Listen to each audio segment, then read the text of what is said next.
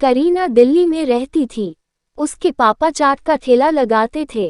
करीना भी उस काम में अपने पापा का साथ देती थी। पापा ये लो सारे गोलगप्पे भी तैयार हो गए और पानी भी बना दिया। बस मीठी चटनी आप बना लो। हरी चटनी मैंने बना दी है।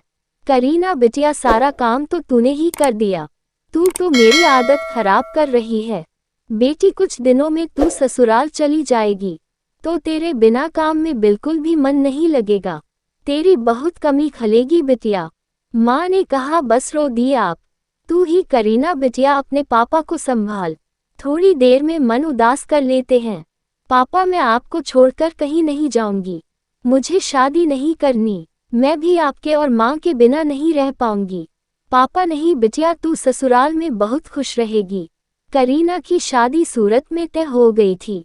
1 महीने बाद करीना की शादी थी, इसलिए करीना अपने माता पिता से दूर दूसरे शहर जाते थोड़ा उदास थी। करीना बड़ी थी और एक छोटा भाई था जो अभी पढ़ रहा था। धीरे धीरे 1 महीना बीत गया और करीना की शादी का दिन आ गया। क्या करीना के माता पिता उसे राजी खुशी डोली में विदा करते हैं। करीना की शादी दिल्ली से सूरत में हुई थी। करीना का पति सौरभ एक गैराज में गाड़ियों की मरम्मत करता था। करीना समझदार थी। उसने आते ही पूरे घर को संभाल लिया। बस बहू में और रोटी नहीं लूंगी, सौरभ को दे दे। बस एक ही रोटी देना, पेट में बिल्कुल भी जगह नहीं है। मेरी छोटी छोटी रोटी है। अब मैं आ गई हूँ ना, तो रोजाना आपको ऐसे ही गरम गरम मेरे हाथ का बना भोजन खाना होगा। कोई बहाना नहीं चलेगा। हमारे तो भाग्य खुल गए। बहू जो तुम हमारे घर में बहू बनकर आई। जीती रहो। सुनिए मैंने आपका टिफिन पैक कर दिया है, ये लीजिए बस में 2 मिनट में आई। ठीक है तब तक मैं बाहर मोटरसाइकिल निकालता हूँ। करीना कहती है माँ जी और क्या क्या राशन लाऊं। बस बहू जो लिखवाया है और जो तुम अपने लिए चाहो ले आना। करीना सौरभ के साथ बाइक पर मार्केट चली जाती है। करीना कहो तो मैं गैराज बाद में चला जाऊंगा। तुम अकेले घर सामान लेकर कैसे जाओगी। अरे आप चिंता मत करो मैं ऑटो ले लूंगी। सौरभ करीना को बाजार में छोड़कर गैराज की तरफ जाने लगता है। तभी उसकी मोटरसाइकिल के नीचे कहीं से एक पत्थर आ जाता है। सौरभ की मोटरसाइकिल लड़खड़ा जाती है और वह बहुत तेज गिरता है। सौरभ को काफी चोट आ जाती है। करीना कुछ ही दूरी पर थी। हे भगवान ये क्या हो गया। भाई साहब थोड़ी मदद कीजिए। चिंता मत करो बहन सब ठीक हो जाएगा। पास ही खड़े आदमियों ने उसको दिलासा दिया। कुछ लोग करीना की मदद करते हैं और सौरभ को अस्पताल ले जाते हैं। डॉक्टर सौरभ का इलाज करता है। कुछ देर बाद सौरभ को आराम मिलता है। ज्यादा गंभीर चोटें तो नहीं थी, पर सौरभ के पैर की हड्डी टूट गई थी। 2 दिन के बाद सौरभ को छुट्टी मिलती है। माँ मैं ठीक हूँ, बस पैर की हड्डी ही तो टूटी है। कुछ महीनों में मैं ठीक हो जाऊंगा, चिंता मत करो। अरे मैं माँ हूँ ना बेटा, तू नहीं समझेगा। जरा सी खरोच भी आ जाए तो माँ का कलेजा निकल जाता है।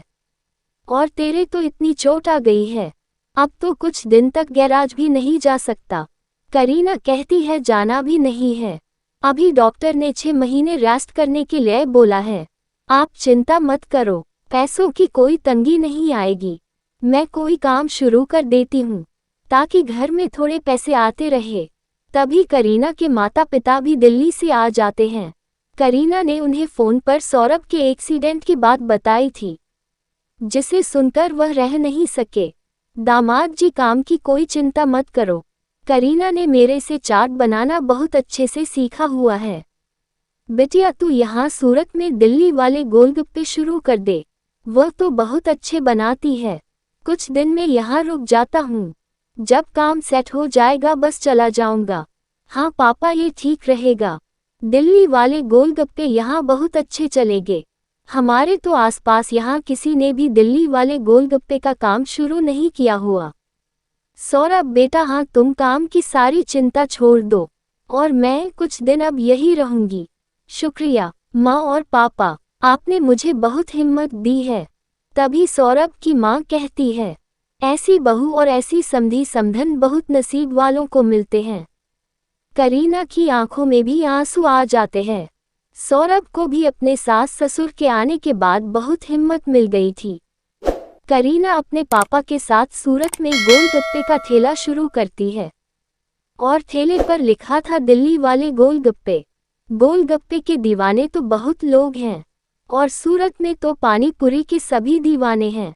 ये देखकर करीना और उसके पापा ने गोलगप्पे का स्टॉल लगा दिया। उनके गोलगप्पे बहुत पसंद किए जाने लगे।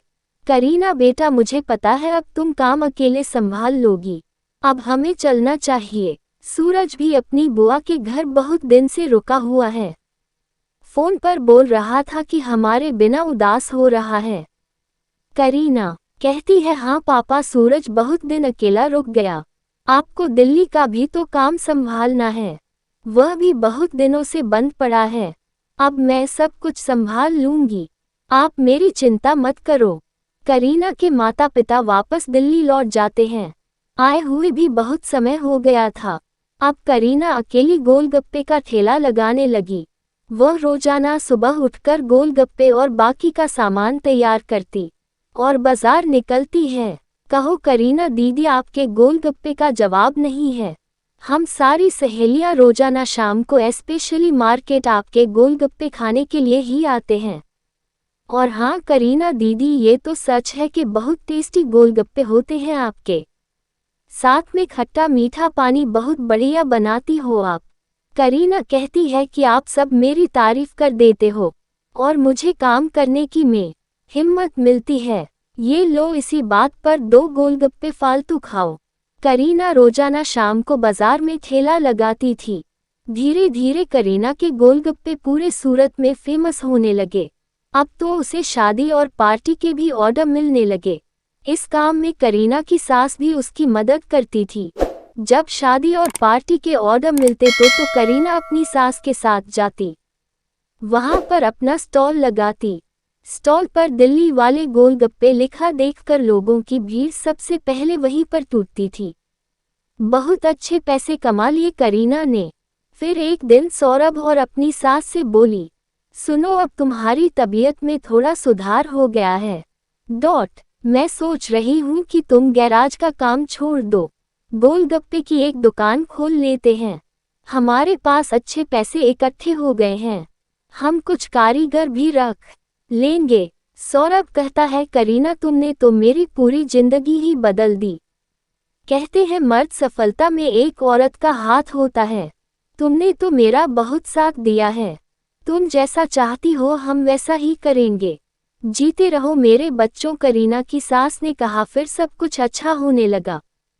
करीना और सौरभ बाजार में किराए पर एक दुकान ले लेते हैं।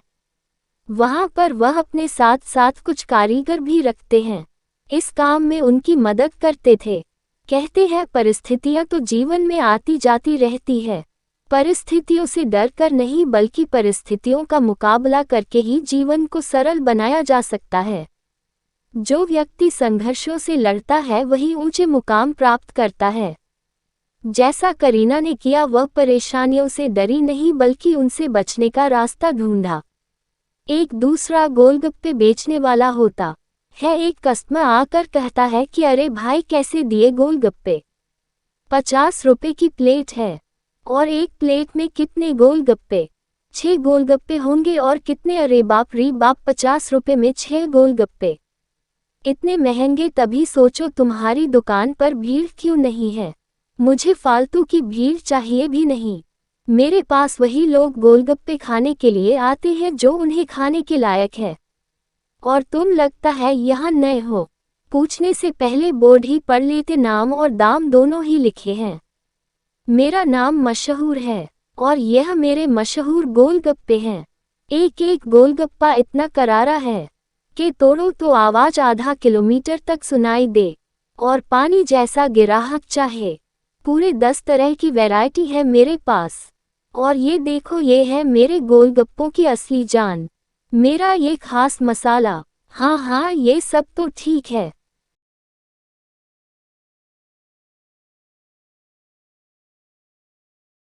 लेकिन 50 रुपए तो वाकई बहुत ज्यादा है। दाम तो यही है और यही रहेगा। अब तुम देख लो कि मेरे गोलगप्पे खाने के लायक हो या नहीं। अरे ये क्या बात हुई, तुम ऐसे कैसे बात करते हो? अपने ग्राहक से चलो, फालतू बात मत करो मुझसे, मैं तो ग्राहकों से ऐसे ही पेश आता हूँ। चलो अब आगे बढ़ो और कोई सस्ता गोलगप्पे का ठेला ढूंढो। मशहूर तो वह ऐसा ही था, ये बात तो 100% सही थी कि वह गोलगप्पे तो बहुत अच्छे ही बनाता था, लेकिन इस बात पर उसे घमंड भी बहुत था। उसके पास हुनर और किस्मत दोनों ही है। उसका काम तो कभी हल्का हो ही नहीं सकता था, और वास्तव में ऐसा हो भी रहा था। मशहूर के पास ग्राहक भले ही कम थे, लेकिन वो उससे ही अच्छा खासा मुनाफा कमा लेता था। फिर कुछ दिनों के बाद वही ग्राहक आया, अरे कुछ गोलगप्पे तो लगाना। उसने कहा, अरे तुम फिर से आ गए, दाम कम नहीं होंगे? पहले ही बता रहा हूँ। हाँ, मैं ऐसा कह भी नहीं रहा हूँ। तुम मुझे ही नहीं, इन सबको भी गोलगप्पे की प्लेट लगाओ। ग्राहक के साथ कई सारे लोग और भी थे। मशहूर कहता है कि पहले तुम मेरे सामने पैसे रखो, फिर बाद में गोलगप्पे की बात करना। तुम भी ना बड़े शक्की हो, ये लो पैसे। इतना कहकर सूरज ने पूरे 2000 रुपये मशहूर के सामने रख दिए।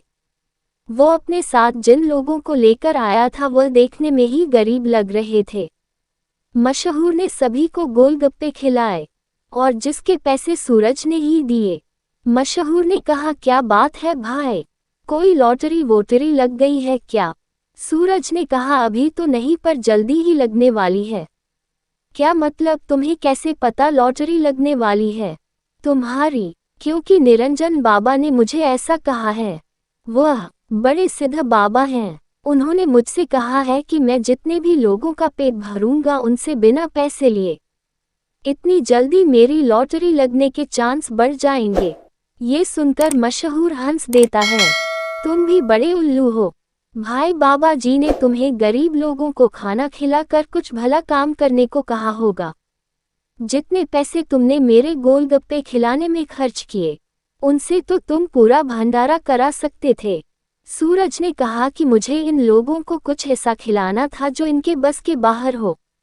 खाना तो इन्हें रोज ही मिल जाता होगा, पर तुम्हारे गोलगप्पे ये खाना तो उनके नसीब के बाहर था। बाबा ने मुझे यही तो कहा था कि जाकर किसी का नसीब बदलो, और मैंने बदल दिया। मेरी लॉटरी जरूर लग जाएगी। मशहूर और सूरज बात कर ही रहे थे कि तभी सूरज के फोन की घंटी बजती है। हेलो, हाँ भाई, हाँ क्या तू सच बोल रहा है? वाह भाई वाह, मजा आ गया। तू वहीं रुक, मैं आता हूँ। अरे क्या हो गया, कहाँ भागे जा रहे हो? मेरी लॉटरी लग गई भाई, वह भी पूरे 10 लाख की। शुक्रिया भाई शुक्रिया, सच में तुम्हारे गोलगप्पे की वजह से ही यह सब हो पाया।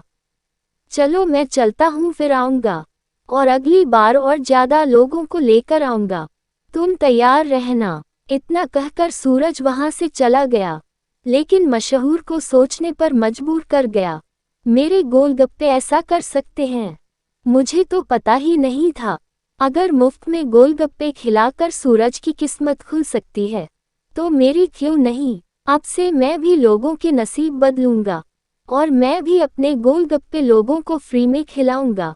अगले दिन मशहूर ने सबसे पहले अपने लिए एक लॉटरी का टिकट खरीदा। फिर उसके हाव भाव बिल्कुल ही बदल गए। साथ ही उसके बोर्ड पर लिखा था बिल्कुल फ्री। मतलब वह अब सच में लोगों को गोलगप्पे बिल्कुल फ्री खिला रहा था। साहब, कभी सपने में भी नहीं सोचा था कि मैं आपकी दुकान में खड़े होकर कभी गोलगप्पे खा सकूंगा। भगवान आपका भला करे, जो चाहो आपको मिले। मैं भगवान से प्रार्थना करूंगा। पहली बार किसी ने ऐसा कुछ कहा था, मशहूर को बहुत अच्छा लगा। लेकिन अभी मशहूर के दिमाग में उसका अपना फायदा पहले था। उस दिन सारे अपने बनाए हुए गोलगप्पे मुफ्त में खिलाने के बाद वह लॉटरी ऑफिस पहुंचा। हाँ मशहूर साहब, आपको इनाम मिलेगा। पूरे 10,000 का था। सिर्फ 10,000, पहला इनाम तो 10 लाख का होना चाहिए था। आपकी किस्मत इतनी अच्छी भी नहीं है। शुक्र करो कि 10,000 तो मिले। मशहूर पैसे पृथ्वी लेकर अपने घर आ गया। वो उदास था और नाराज भी। घर पहुंचा तो पत्नी ने कहा, क्या हुआ जी, लॉटरी लगी क्या? उसने कहा, लगी भी और नहीं भी। ये देखो 10,000 रुपये मिले हैं और वह आपको तो खुश होना चाहिए कि और आप उदास क्यों हो रहे हैं? अरे 10,000 से क्या होता है, ये तो मैं 3-4 दिन में अपनी दुकान से भी कमा लेता हूँ। उस लड़के का तो इनाम पूरे 10 लाख रुपए का था। उसने तो इतने कम गोलगप्पे खिलाए थे और मैंने तो अपने सारे गोलगप्पे मुफ्त में खिला दिए और मुझे इतना कम क्यों मिला? आपने जितने गोलगप्पे खिलाए आपकी लागत तो निकल गई। हाँ, उससे तो ज़्यादा ही है। ये पैसे तो क्या हुआ, आपको नुकसान थोड़ी हुआ है, तो फिर आप ऐसे क्यों मुंह लटका कर बैठे हैं? 4-5 दिनों में जितना कमा सकते हैं वो एक ही दिन में मिल गया है। मशहूर को अपनी पत्नी की बात ठीक लगी और उसने अपना इरादा और पक्का कर लिया। उसने आगे भी लोगों को फ्री में गोलगप्पे खिलाना जारी रखा और हर रोज़ लॉटरी का टिकट खरीदना भी, कभी कम तो कभी ज़्यादा, लेकिन हर रोज़ मशहूर का कुछ ना कुछ इनाम ज़रूर निकलता, जिससे मशहूर का हौसला और भी बहुत मजबूत होने लगा। साथ ही मशहूर को ये सब करने में बहुत खुशी भी मिल रही थी। लोगों के मुस्कुराते चेहरे उसके यहाँ से लौटते थे। मशहूर गोलगप्पे न जाने कितने लोगों के चेहरे की मुस्कान बन रहे थे। फिर एक दिन सूरज आया और उसने कहा कि अरे मशहूर भाई, ये कमाल कैसे हो गया तुम्हारे जाने के बाद से ही। लेकिन माफ़ करना भाई, अब तुम किसी को फ्री में गोलगप्पे नहीं खिला पाओगे, क्योंकि अब ये काम मैं करता हूँ और लॉटरी भी मेरी ही लगती है। हाँ, तुम्हारे जितना इनाम तो नहीं मिला अब तक, पर मुझे उम्मीद है कि वो कमाल भी हो जाएगा। मशहूर की बात सुनकर सूरज मुस्कुरा दिया अरे अपना विजिटिंग कार्ड मशहूर की तरफ बढ़ाते हुए कहा कि मेरा कार्ड रख लो और जब भी लॉटरी का टिकट खरीदना हो तो मुझे फ़ोन कर देना। ऑफिस तक आने की ज़रूरत नहीं पड़ेगी। सूरज के विजिटिंग कार्ड पर उसी ऑफिस का पता लिखा था जहां से मशहूर रोज लॉटरी का टिकट खरीदता था। असल में वो ऑफिस सूरज का ही था और उसी की वजह से मशहूर हर रोज कोई ना कोई इनाम जरूर निकलता था। कार्ड देखते ही मशहूर सारी बात समझ गया। उसने हाथ जोड़ते हुए सूरज से कहा कि मैं तुमसे ये तो नहीं पूछूंगा कि तुमने ये सब को क्या, शुक्रिया मुझे एहसास कराने के लिए कि ज़्यादा पैसे कमाने से ज़रूरी है दुआएं कमाना।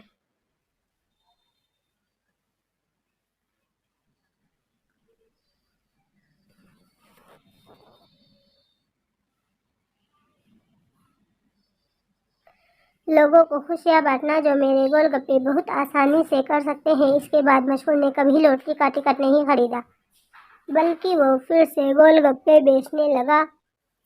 गोलगप्पों का दाम अब पहले से बहुत कम था, जिसकी वजह से अब हर व्यक्ति उसके इस स्वादिष्ट गोलगप्पों का मजा ले पा रहा था। अब गोलगप्पे थोड़े सस्ते थे, लेकिन ग्राहक पहले से कहीं ज्यादा थे, मतलब मुनाफा भी पहले से कहीं ज्यादा था। इसके साथ ही मशहूर ने फ्री गोलगप्पे खिलाने भी नहीं छोड़े। गोलगप्पे गरीबों को फ्री में खिलाता था। अब उसे गोलगप्पों के साथ साथ खुशियाँ बांटने की भी आदत हो गई थी।